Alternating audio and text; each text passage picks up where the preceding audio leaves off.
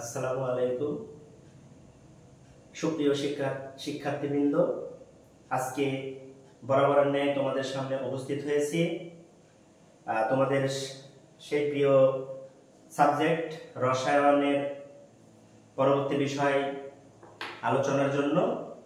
গতদিন তোমাদের সামনে আলোচনা করেছি বিক্রিয়ায় তাপের পরিবর্তন অর্থাৎ তাপোৎপাদী এবং তাপহারী বিক্রিয়া নিয়ে। আজকে তোমাদের সামনে আলোচনা হবে তার পরবর্তী টপিক জারণ বিজারণ অর্থাৎ রেডক্স বিক্রিয়া নিয়ে।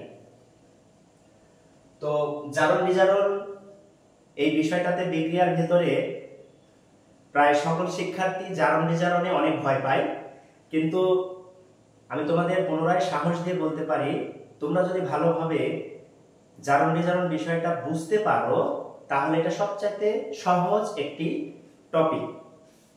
চলো শুরু করা যাক। জারণ জারণ বিজারণ জারণ বিজারণ ইংলিশে বলা হয় রেডক্স বিক্রিয়া, বাংলায় বলা হয় জারণ বিজারণ। দেখো, জারণের ইংরেজি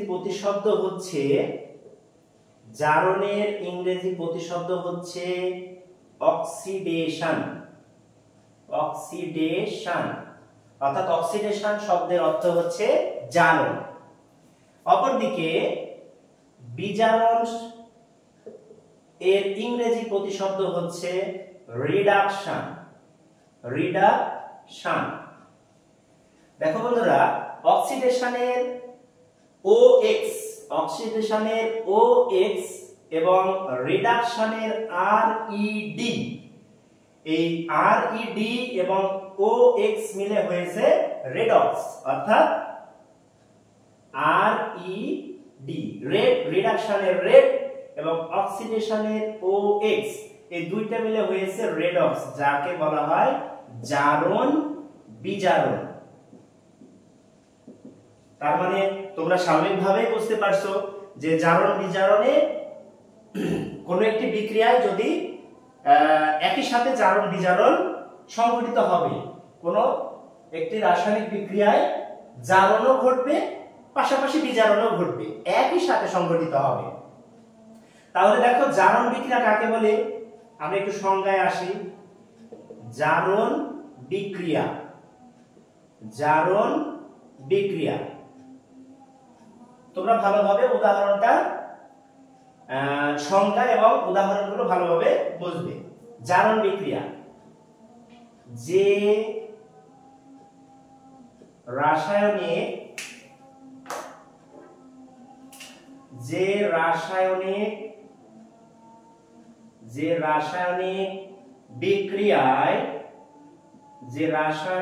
বিক্রিয়ায় কোন পরমাণু, মূলক অথবা আয়ন, যে রাসায়নিক বিক্রিয়ায় কোন পরমাণু, মূলক বা আয়ন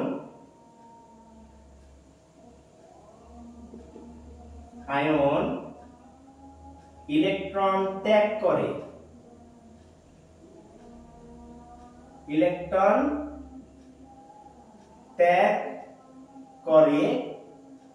তাকে জারণ বিক্রিয়া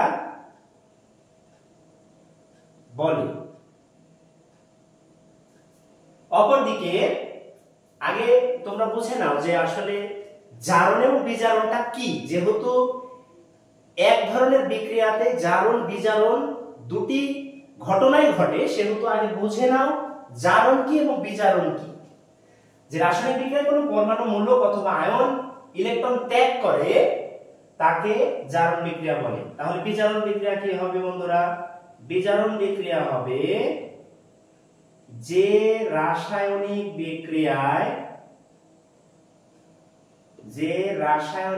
বিক্রিয়ায় কোন পরমাণু মূলক বা আয়ন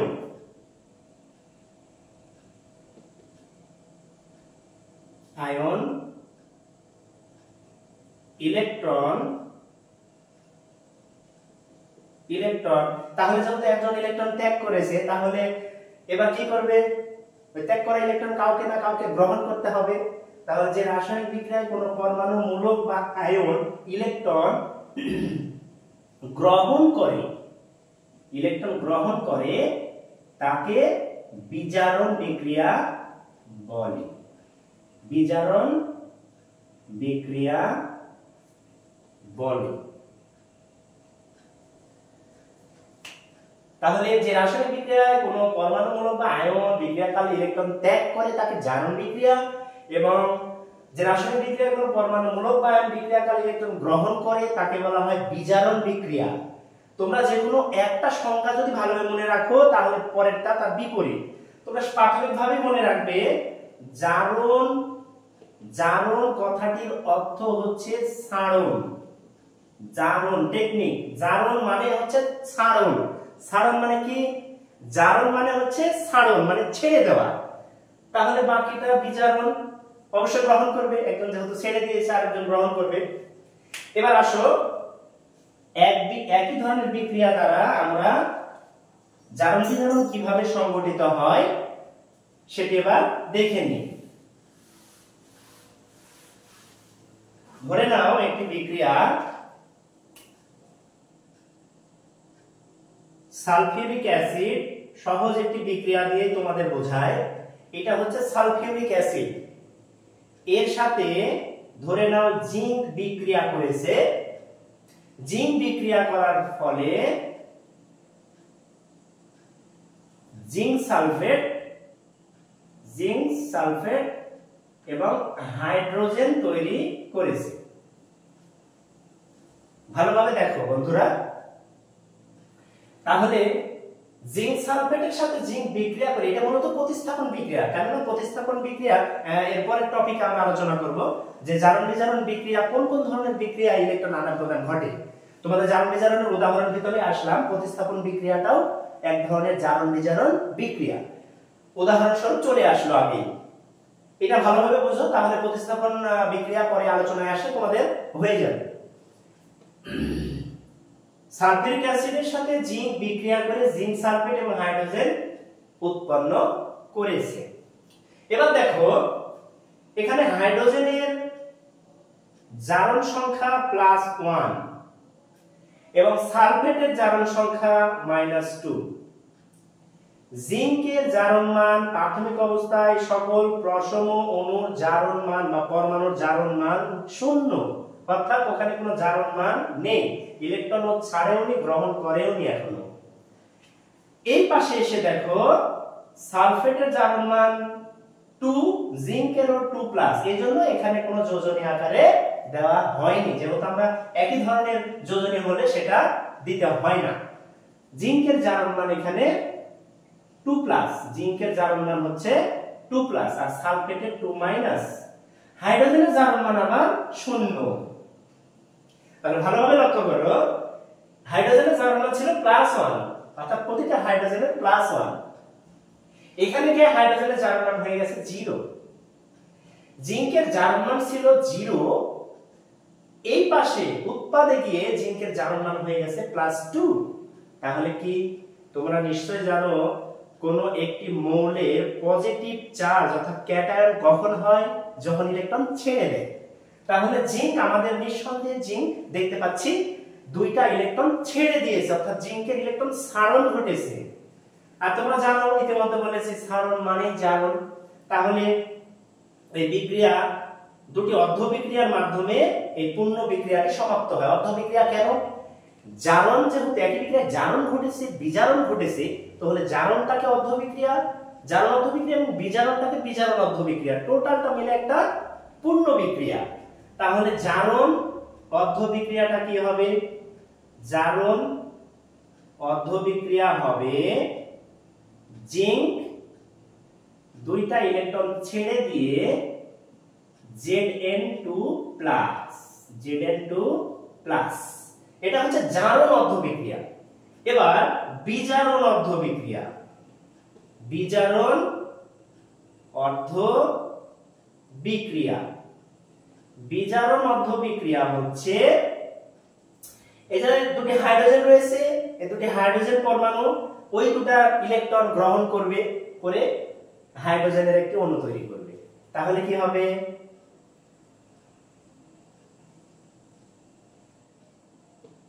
এই যে দুইটা হাইড্রোজেন আয়ন ছিল H2+, তার মানে 2H+, তাহলে 2H++ এই দুইটা ইলেকট্রন 2E-, ওই যে জিন যে দুটো গ্রহণ ছেড়ে দিয়েছে সেই দুইটাই কিন্তু গ্রহণ করবে। এখানে তোমার বিজারক যারা ইলেকট্রন ছাড়ে তাদেরকে বলা হয় বিজারক। বিজারক যে কয়টা ছাড়বে জারক সে কয়টাই গ্রহণ করতে হবে। 2H+ + 2E- এটা দিয়ে তৈরি করলো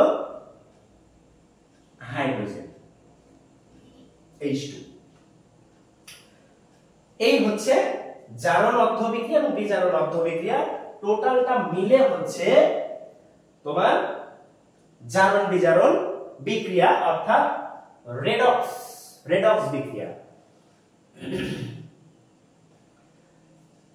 বন্ধুরা, আশা করি তোমরা আজকে খুব সুন্দরভাবে বুঝতে পেরেছো যে জারণ এবং বিজারণ, এই জারণ বিজারণ কথাটি কোথা থেকে উৎপত্তি লাভ করেছে এবং জারণ কাকে বলে, বিজারণ কাকে বলে, জারণ বিজারণ কিভাবে ঘটে, কোন প্রক্রিয়ায় ঘটে, কি প্রক্রিয়ায় ঘটলে আমরা তাকে জারণ বলবো এবং কোন প্রক্রিয়ায় ঘটলে তাকে আমরা বিজারণ বলবো, সেটা আশা করি তোমরা বুঝতে পেরেছো। আজকে তোমাদের আলোচনার বিষয় এ পর্যন্তই, কিন্তু